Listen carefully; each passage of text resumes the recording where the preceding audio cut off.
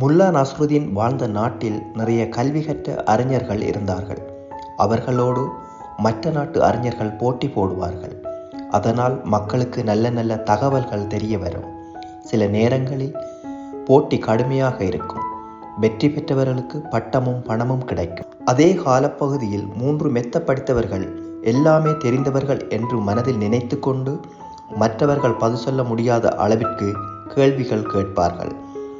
அவர்கள் போட்டிக்கு அழைத்தாலே ஏன் வீணாக அவமானப்பட வேண்டும் என்று நினைத்து நிறைய பேர் போட்டியை புறக்கணிப்பார்கள். ஒருமுறை அப்படிப்பட்ட அந்த 3 பேரும் முல்லா இருந்த நாட்டிற்கு வந்து அரசனிடம், எங்களுடன் போட்டி போட உங்கள் நாட்டில் புத்திசாலிகள் இருந்தால் வரச் சொல்லுங்கள் என்றார்கள். உடனே அரசர் தன்னுடைய அரண்மனை அறிஞர்களை பார்க்க அவர்களோ தலையை குனிந்தார்கள். யாருக்கும் போட்டி போட துணிச்சல் வரவில்லை. உடனே அந்த 3 பேரும், உங்கள் நாட்டில் அனைவரும் முட்டாள்களா? எங்களுடன் போட்டி போட யாரும் இல்லையா என்று ஆணவத்தோடு சிரித்தார்கள். அப்படியே போட்டி போட்டு எங்களை வென்றால் நாங்கள் இந்த நாட்டிற்கு அடிமைகள், இல்லையென்றால் நீங்கள் அனைவரும் எங்களுக்கு அடிமைகள். போட்டிக்கு தயாரா என்று அரசரை நோக்கி ஆணவமாக கேள்வி எழுப்பினார்கள். கோபத்தின் உச்சிக்கு சென்ற மன்னன், நாளை நாட்டின் நடுவில் இருக்கும் ஓர் இடத்தில் போட்டி நடைபெறும்.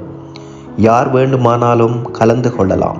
இந்த 3 பேரையும் வெற்றி கண்டால் நிறைய பரிசுகள் கிடைக்கும், இல்லையென்றால் கடுமையான தண்டனை பெறுவீர்கள் என்று அறிவிப்பு செய்தார் மன்னன். அன்றைய இரவே புத்திசாலிகள் என்று சொல்லித் திரிந்த நிறைய பேர் ஊரை விட்டு போய்விட்டார்கள்.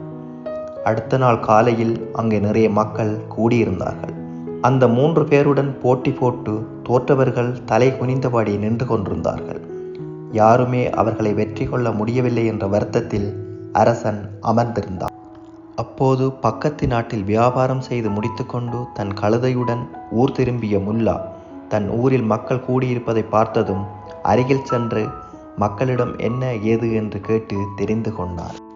எல்லாவற்றையும் சிறிது நேரம் அவதானித்து கொண்டிருந்த முல்லா இந்த 3 அறிஞர்களுக்கும் தக்க பதிலடி கொடுக்க வேண்டும் என்று நினைத்தார். தன்னுடைய கழுதையோடு கூட்டத்தின் நடுவே சென்று அரசனை பார்த்து வணக்கம் சொல்லிவிட்டு தான் போட்டியிடப் போவதாக சொன்னதும் அரசனும் சரியென்று ஏற்றுக்கொண்டார். ஆடை மற்றும் கழுதையோடு நின்றதை பார்த்து ஏளனமாக சிரித்தபடியே, உன்னிடம் நாங்கள் ஆளுக்கு ஒரு கேள்வி கேட்போம்.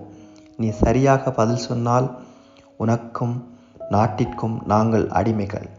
நீ தோற்றால் இந்த நாடும் நீயும் உன் மக்களும் வாழ்நாள் முழுவதும் எங்களுக்கு அடிமைகள். போட்டிக்கு தயாரா என்று கேட்டனர். அதெல்லாம் சரி, கேள்வியை கேளுங்கப்பா, சீக்கிரம் வீட்டுக்கு போகணும். முல்லா கூற முதல் அறிஞர் முல்லாவிடம் இந்த உலகின் மைய இடம் எது என்று கேட்டார்.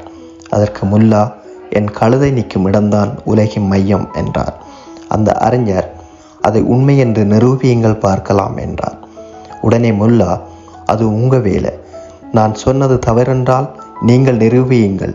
உலகை அளந்து பாருங்கள். அப்போது என் கழுதை நிற்கும் இடம்தான் உலகின் மையம் என்று தெரியும் என்றார். முதல் அறிஞர் என்ன செய்வதென்று தெரியாமல் நிற்க, அடுத்து 2ஆம் அறிஞர் ஆகாயத்தில் மொத்தம் எத்தனை நட்சத்திரங்கள் உள்ளன என்று கேட்டார். அதற்கு முல்லா, என் கழுதையின் உடலில் எத்தனை உரோமங்கள் உள்ளனவோ அத்தனை நட்சத்திரங்கள் ஆகாயத்தில் உள்ளன. வேண்டுமென்றால் எண்ணி பார்க்கலாம் என்றார். முல்லாவின் பதிலை கேட்டு வியர்ந்த 2ஆம் அறிஞர் 3ஆம் அறிஞரை திரும்பி பார்த்தார். 3ஆம் அறிஞர் முல்லாவிடம், மக்கள் கடைப்பிடிப்பதற்காக சான்றோர்கள் வகுத்த நெறிகள் எத்தனை என்றார். அதற்கு முல்லா, அறிஞர்களே, உங்கள் மூவருடைய தாடியிலும் எவ்வளவு உரோமங்கள் உண்டோ அத்தனை நெறிகளை சான்றோர்கள் மக்களுக்காக வகுத்துள்ளனர். இதில் ஏதாவது சந்தேகம் இருந்தால் சொல்லுங்கள். உங்கள் மூவருடைய தாடியிலும் உள்ள உரோமங்களை பிடுங்கி எண்ணிக்கை சரியா என்று பார்க்கலாம் என்றார். இவ்வாறு முல்லா கூறியதும், வேண்டாம் வேண்டாம், நீங்கள் சொன்ன பதிலை ஒப்புக்கொள்கிறோம் என்று கூறி அந்த அறிஞர்கள் தாங்கள் தோற்றுப்போனதை ஒப்புக்கொண்டு தங்கள் பரிசுகளை முல்லாவிடம் சமர்ப்பித்தனர். அத்தோடு தங்களை அந்த நாட்டின் அடிமைகள் என்றும் அறிவித்தார்கள். போட்டியில் வென்றதால் அரசன் முல்லாவை கட்டியணைத்து நன்றி கூறினார். அத்தோடு, என்ன வேண்டுமென்றாலும் கேள் அறிஞரே என்றார். உடனே முல்லா, அந்த 3 அறிஞர்களையும் தங்கள் நாட்டிற்கு செல்ல அனுமதிக்க வேண்டும். இனிமேல் அவர்கள் இதுபோல் போட்டி வைக்க மாட்டார்கள் என்றார். அந்த 3 பேரும் முல்லாவுக்கு நன்றி சொல்லி தப்பித்தோம் பிழைத்தோம் என்று ஓடிப்போனார்கள். முல்லாவின் புகழ் மேலும் பரவியது. தற்காலத்திலும் இதுபோன்ற அறிஞர்கள் மத்தியில் முல்லாக்களும் இருக்கத்தான் செய்கிறார்கள்.